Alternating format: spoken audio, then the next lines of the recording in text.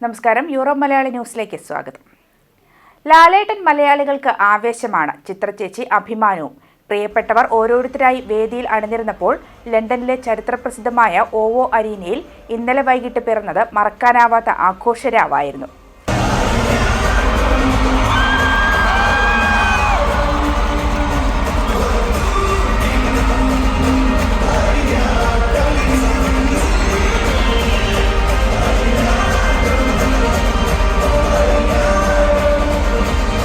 Mass പെർഫോമൻസുമായി ലാലേട്ടൻ. പാട്ടിൽ അത്ഭുതങ്ങൾ തീർത്ത് ചിത്രചേച്ചിയും UK മലയാളികളെ ത്രസിപ്പിക്കുകയായിരുന്നു.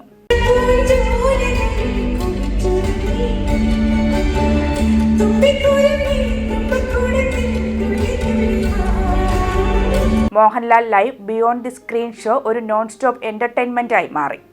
മലയാളികളുടെ പ്രിയ താരങ്ങളായ ഷൈൻ ടോം ചാക്കോ, കലാഭവൻ ഷാജോൺ, ധ്യാൻ ശ്രീനിവാസൻ എന്നിവരും ചിത്രചേച്ചിക്കൊപ്പം ഗായകരായ വിധുപ്രതാപും അഞ്ജു ജോസഫും അണിനിരന്ന ഷോ കണ്ടിറങ്ങിയവർക്ക് ഒരു ഉത്സവ കാഴ്ചയായി മാറി.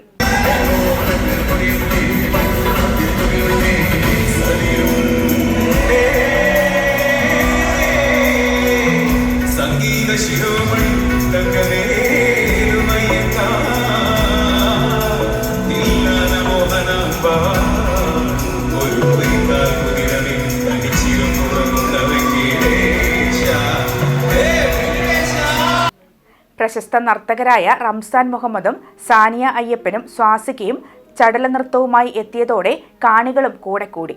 അശ്വതി രാഘവന്റെ ആരുഷി ടീമും കലാഭവൻ നൈസും ചേർന്ന് മനോഹരമായ നൃത്താവിഷ്കാരമാണ് ഒരുക്കിയിരുന്നത്. വയലിനിസ്റ്റ് മനോജ് ജോർജിന്റെ വയലിൻ ഫ്യൂഷൻ പരിപാടിയുടെ മറ്റൊരു ആകർഷണമായിരുന്നു. NV അജിത്തിന്റെ സംവിധാനത്തിൽ നടന്ന മെഗാ ഷോയുടെ അവതാരകനായി മലയാളികൾക്ക് ഏറെ പ്രിയങ്കരനായ ജീവയും എത്തി. കഴിഞ്ഞ ദിവസം ജർമ്മനി ഷോയിൽ നിന്നുള്ള മോഹൻലാലിന്റെ ഇല്ലുമിനാറ്റി ഗാനം സോഷ്യൽ മീഡിയയിൽ പാറിപ്പറക്കുകയാണ്. ഫഹദിന്റെ രംഗണ്ണനായി മോഹൻലാൽ ആറാടുകയായിരുന്നു. ഇന്ന് അയർലൻഡിലെ ഡബ്ലിനിലാണ് ഷോയ്ക്കുള്ള ഏതാനും ടിക്കറ്റുകൾ കൂടി ബാക്കിയുണ്ട്. എത്രയും പെട്ടെന്ന് നിങ്ങളുടെ ടിക്കറ്റ് ഉറപ്പാക്കുക. ഈ സുവർണാവസരം നഷ്ടമാക്കരുത്. ജർമ്മനിയിലും ലണ്ടനിലും ഇനി അയർലൻഡിലുമായി യൂറോപ്പ് മലയാളികൾക്ക് ആഘോഷരാവ് സമ്മാനിക്കുകയാണ് ലാലേട്ടനും സംഘവും.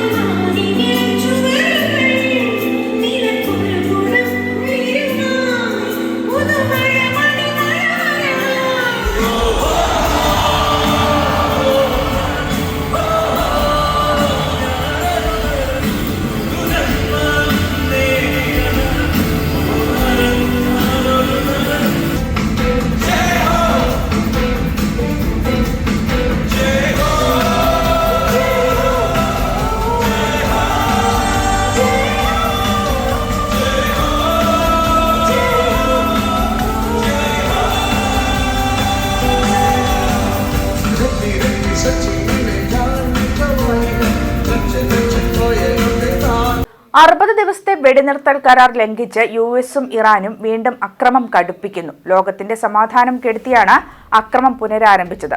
ഗൾഫ് മേഖലയിലെ പ്രവാസികൾക്ക് കടുത്ത ആശങ്ക സമ്മാനിച്ച് കുവൈത്തിനും ബഹ്റിനും നേർക്ക് ഇറാൻ മിസൈലുകൾ തൊടുക്കുന്നുണ്ട്. ഇസ്ലാമിക് റിപ്പബ്ലിക്കിനെ പൂമുഖത്തു നിന്നും തുടച്ചു നീക്കുമെന്നാണ് പ്രസിഡന്റ് ഡൊണാൾഡ് ട്രംപ് ഭീഷണി മുഴക്കിയിരിക്കുന്നത്. ഇതിന് പകരമായി 8 അമേരിക്കൻ സൈനിക കേന്ദ്രങ്ങൾക്ക് നേരെ ആക്രമണം നടത്തിയതായി ഇറാൻ വ്യക്തമാക്കി.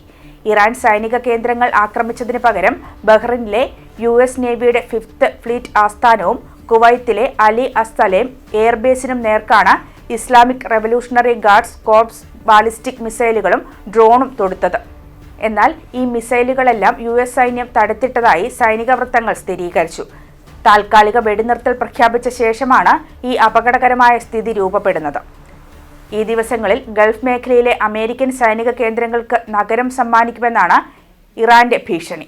ഫോർമുസ് കടലിടുക്കിൽ അമേരിക്കൻ ബന്ധമുള്ള ഓയിൽ ടാങ്കറിന് നേർക്ക് ഇറാൻ ആക്രമണം നടത്തിയതോടെയാണ് US നടപടി തുടങ്ങിയത്. 24 മണിക്കൂറിനിടെ US രണ്ടാം തവണയും ഇറാനിൽ ബോംബ് വർഷിച്ചു. ഹോർമുസ് കടലിടുക്കിന് സമീപത്തെ മൈനുകൾ ഇടുന്ന സംവിധാനങ്ങൾക്കും ഡ്രോൺ ശേഖര കേന്ദ്രങ്ങൾക്കും നിരീക്ഷണ കമ്മ്യൂണിക്കേഷൻ സംവിധാനങ്ങൾക്കും വ്യോമ പ്രതിരോധത്തിനും നേരെയാണ് US സെൻട്രൽ കമാൻഡ് അടുത്ത ആഘാതം സമ്മാനിച്ചത്.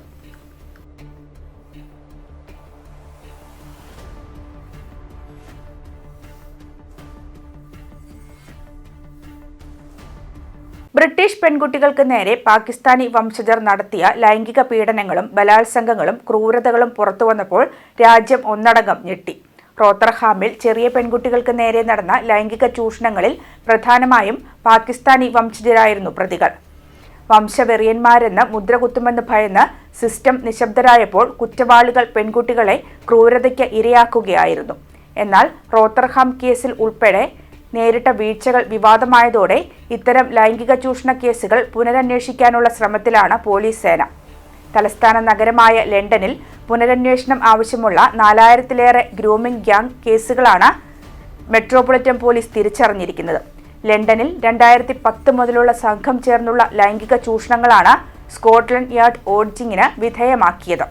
കുറ്റവാളികൾ ഇപ്പോഴും സസുഖം സ്വതന്ത്രരായി നടക്കുന്നുവെന്ന ആശങ്കയിലായിരുന്നു പരിശോധന.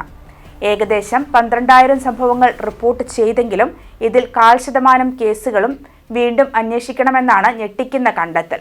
തലസ്ഥാനത്ത് സംഘടിത ഗ്രൂമിംഗ് സംഘങ്ങൾ പ്രവർത്തിക്കുന്നില്ലെന്ന് ലണ്ടൻ മേയർ സാദിഖ് ഖാൻ അവകാശപ്പെട്ടിരുന്നു. റോച്ച്ഡേലിലും റോത്തറാമിലും കണ്ടതുപോലെ കുട്ടിപീഡനങ്ങൾ തന്റെ നഗരത്തിൽ ഇല്ലെന്ന് മേയർ പലതവണ നിഷേധിച്ചിരുന്നു. ഇതിനു വിരുദ്ധമായാണ് മെറ്റ് പോലീസ് ചരിത്രത്തിലെ ഏറ്റവും വലിയ അന്വേഷണത്തിന് തുടക്കം കുറിക്കുന്നത്.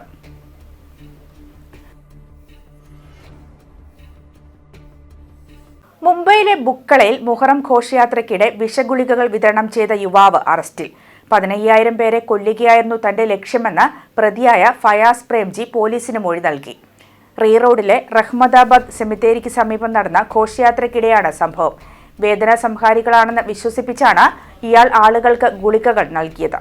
3 വനിതാ വോളണ്ടിയർമാർക്ക് തോന്നിയ സംശയമാണ് പ്രതിയെ കുടുക്കാൻ സഹായിച്ചത്. ഇയാളുടെ പെരുമാറ്റത്തിൽ സംശയം തോന്നിയ ഇവർ ഗുളികകൾ പരിശോധിക്കുകയും ഉള്ളിൽ പൊടി രൂപത്തിലുള്ള പദാർത്ഥം കണ്ടെത്തുകയും ഉടൻ പോലീസിനെ അറിയിക്കുകയും ചെയ്തു. ഗുളികകൾ കഴിക്കരുതെന്ന് ഉച്ചഭാഷിണിയിൽ മുന്നറിയിപ്പും നൽകി. ഗുളിക കഴിച്ച 11 പേർക്ക് ശാരീരിക അസ്വസ്ഥതയുണ്ടായി. നിലവിൽ അപകടനില തരണം ചെയ്തു. പ്രതിയുടെ പക്കൽ നിന്ന് 14,900 ഗുളികകളാണ് പോലീസ് പിടിച്ചെടുത്തത്. കൂടാതെ 30,000 ഒഴിഞ്ഞ ക്യാപ്സൂളുകളും 50 കിലോ ഫോസ്ഫറസിനും ഇയാൾ ഓർഡർ ചെയ്തിരുന്നതായി കണ്ടെത്തി. എലിവിഷത്തിൽ അടങ്ങിയിരിക്കുന്ന അതീവ അപകടമുള്ള സിങ്ക് ഫോസ്ഫൈഡ് എന്ന രാസവസ്തുവാണ് ഗുളികകളിൽ അടങ്ങിയിരുന്നതെന്ന് പരിശോധനയിൽ വ്യക്തമായി. ഇത് വയറ്റിലെ ആസിഡുമായി കലരുമ്പോൾ ഫോസ്ഫിൻ വാതകം ഉൽപ്പാദിപ്പിക്കുകയും ഹൃദയം, ശ്വാസകോശം, വൃക്ക എന്നീ അവയവങ്ങൾ തകരാറിലാവുകയും ചെയ്യും. 2019 മുതൽ 2025 വരെ ഫയ്യാസ് പ്രേംജി നിരവധി തവണ ഇറാനും ഇറാഖും സന്ദർശിച്ചതായും കഴിഞ്ഞ 1 വർഷത്തിനിടെ മാത്രം 19 തവണ ഈ രാജ്യങ്ങളിൽ യാത്ര നടത്തിയതായും പോലീസ് അറിയിച്ചു. ഈ യാത്രകളുടെ ഉദ്ദേശവും പരിശോധിക്കും.